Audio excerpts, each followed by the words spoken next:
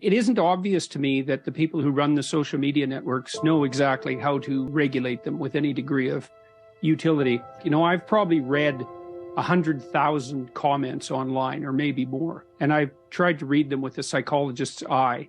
And there are some things going on online that are, I think, that actually pose a threat to the integrity of the culture itself. The biggest problem that I can see is that the large online platforms allow anonymous troll demons to rampage through society with no cost to themselves. And I can identify these people quite accurately now.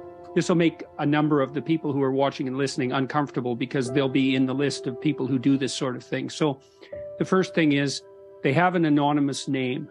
The second thing is the anonymous name usually has something psychologically significant about it in a very negative direction. So it's self-denigrating, or it's demonic, or it's otherwise offensive, and purposefully so.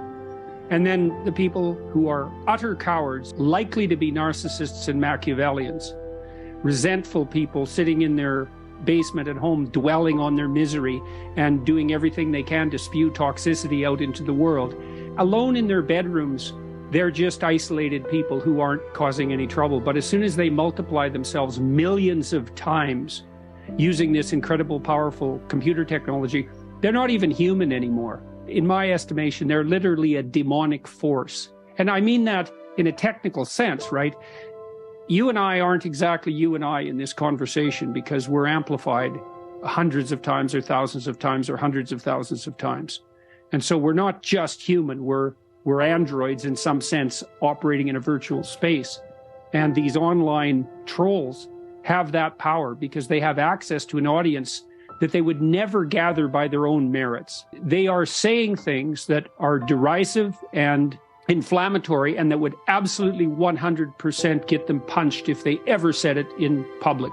Imagine that there's a hierarchy of unconstrained people, and there's a variety of people who are very unconstrained, but in normal social discourse would be able to keep themselves under control because of the controls that are there in normal social discourse. You lift those controls and they just go off. And so that's what we're seeing online. And that has to be stopped. I think the large tech companies should be required to put in know your customer laws. They should ban anonymous accounts, but in this way. Imagine that you have a section for comments where it's real human beings that are verified, and you have another section underneath that's for anonymous troll demons.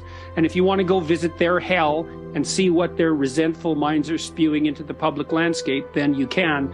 Otherwise, you stick to the real human beings. And I don't know if Musk and the other people who are running the big social media networks understand the pathology that's associated with this online commentary well enough to control it.